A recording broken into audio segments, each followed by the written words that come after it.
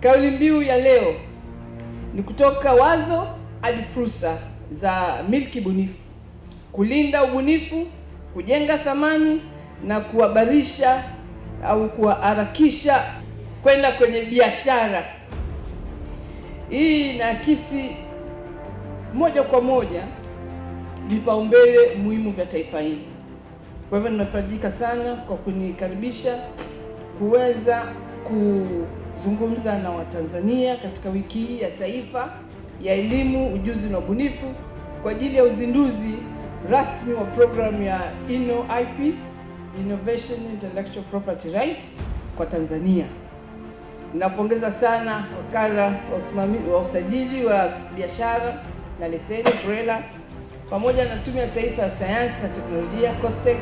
Ninatoa wito kwa wawekezaji, taasisi za fedha na kampuni za sekta binafsi kushirikiana na ubunifu wa Kitanzania.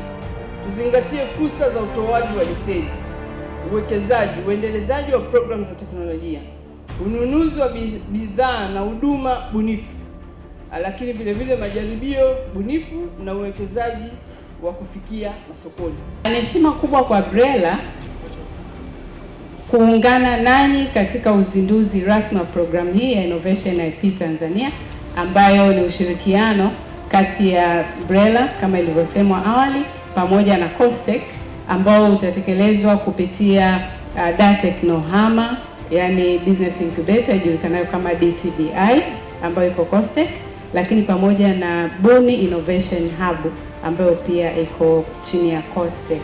Hivyo programu hii, Mheshimiwa mgeni rasmi, imeanzishwa ili kukabiliana na changamoto hizi kwa kuwasaidia wabunifu kufanya maamuzi sahihi kwa wakati unaofaa.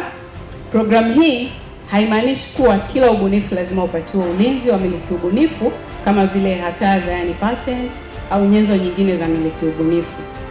Badala yake itamsaidia kila mbunifu kutambua mchanganyiko unaofaa zaidi wa mbinu za ulinzi na usimamizi wa miliki ubunifu, zikiwemo hataza, yani patent na nyenzo nyinginezo. COSTECH imekuwa ikiwasaidia wabunifu mbalimbali walio katika hatua za awali kukuza mawazo yao, kuthibitisha uhalisia na uhitaji wa mawazo yao na pia kujenga biashara zinazoweza kukua na kudumu. Sasa kupitia hizi Buni na DTBI tunakuja kukutana sasa hivi na BRELA ambaye ni wakala usajili biashara na leseni,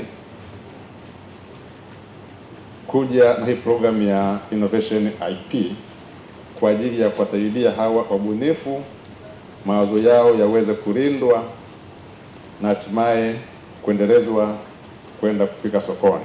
Leo tuko hapa na Airtel na wadau wengine, tunasema ubunifu wa Tanzania ni fursa ya uwekezaji. Tunawaalika kushirikiana nasi kujaribu, kununua na kupanua matumizi ya teknolojia kama suluhisho zinazozalishwa na Watanzania. Lakini vyuo vikuu, kwa sababu tuko nao hapa na hii ni wiki ya elimu, ujuzi na ubunifu, tunasisitiza umuhimu wa kuhakikisha matokeo ya utafiti yanatambuliwa, yanalindwa, yanaendelezwa kuelekea matumizi na biashara.